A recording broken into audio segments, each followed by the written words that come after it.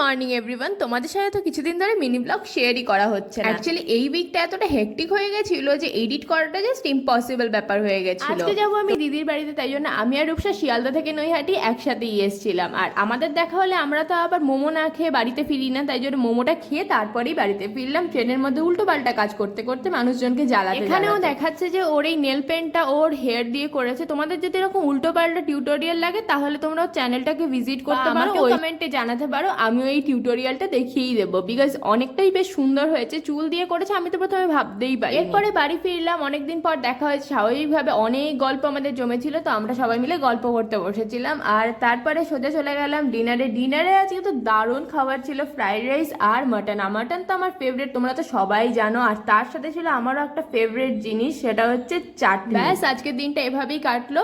তোমাদের সাথে আবার নেক্সট ভিডিওতে দেখা হবে। Till then by.